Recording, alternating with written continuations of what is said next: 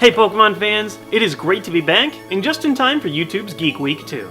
Welcome to Pokemon Fact of the Day, where I talk about something from the Pokemon universe you just might not have heard before.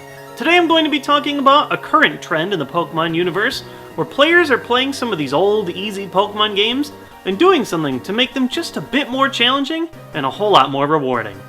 Just what exactly is a Nuzlocke? In today's basic gamer lingo, it's a challenging set of self-imposed rules, designed to make Pokemon games much more difficult and emotional.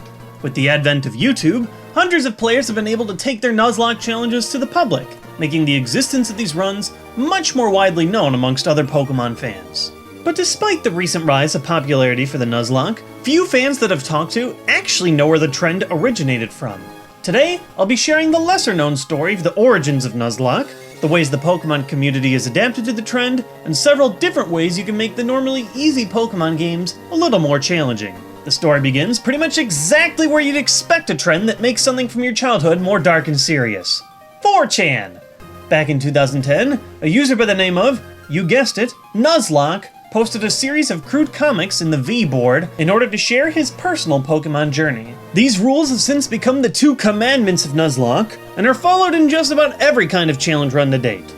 1. Release a Pokemon if it faints, and 2. Have to catch the first Pokemon you find in each area, and nothing else. These rules instantly give Pokemon the emotional peril of Fire Emblem permadeath, combined with the fun of using Pokemon you might not have normally trained in the regular games. There's also an unwritten rule that goes implied throughout the series. You must nickname your Pokemon, helping form emotional bonds with your creatures before your heart is crushed into 2. Let's face it, when you're 7, Pokemon can be a decent challenge.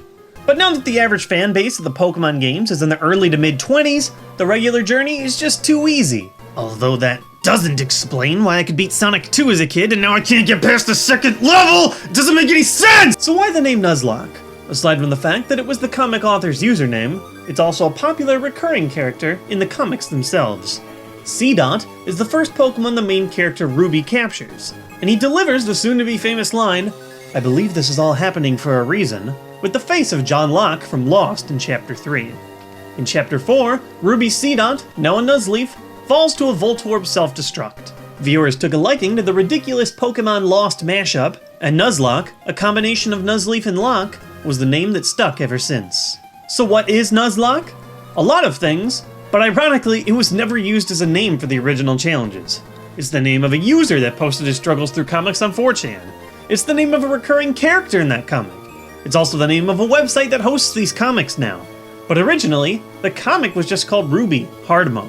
It's funny how today, Pokemon fans would use the term Nuzlocke on the regular, with very few of them even knowing what the word Nuzlocke itself even stands for. The original Nuzlocke authors published 2 completed hard mode comics, one for Ruby and one for Fire Red, and a third that's currently in progress for White. The comics themselves are hilarious in my opinion. They're extremely crude and definitely not for kids, but they offer a great combination of absurd humor and surprisingly emotional moments. There's also a ton of in-jokes splashed throughout that only hardcore Pokemon fans would understand, and it's awesome. And just look at that! Is that Lieutenant Surge using a Voltorb as a grenade? It's beautiful! It's just beautiful, I say! I definitely love the work of the original creator, but tons of other comic authors have come to chronicle their own journeys in the Nuzlocke forums. There are too many great ones to list them all in today's video, but I'll link a list of the fan forums in the description for those of you interested in reading up. Some people illustrate, some people use screenshots, others just share their stories. It's a pretty neat community. So what if you want to start your own Nuzlocke challenge? For starters, I'd recommend giving it a go with the original 2 rules. Pokemon that faint are released, and you can only attempt to catch the first Pokemon you run into per area. For most, you lose if you lose all your party Pokemon in a single battle, but others say it's fair game to go into the box and try again with a new team of Pokemon you've already caught. If you try and emerge successful with your first Nuzlocke run, there are dozens of restrictions that you can self-impose to make the challenge even greater, including banning the use of healing items or banning Poké Centers, limiting the amount of Pokeballs you're allowed to purchase per mart, and limiting the types of Pokeballs you're allowed to use, banning the use of legendary Pokemon, banning fleeing from a battle, and setting your battle style to set, which prevents you from getting a free switch in every time your opponent sends in a new Pokemon. At the very least, I think you should put your game in set by default, regardless of if you're doing a Nuzlocke or not.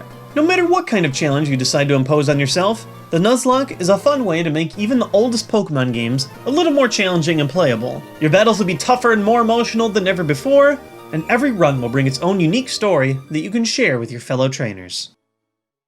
Thanks for watching today's video on Nuzlocke. If you've completed one of your own, let's use today to reflect. Let us know in the comment section below one partner that you've had to lose along the journey. We're there for you. Also, if you like this video and want to see more stuff on Pokemon, whether it's news, playthroughs, top 10s, or facts, you can click right here to subscribe to my channel.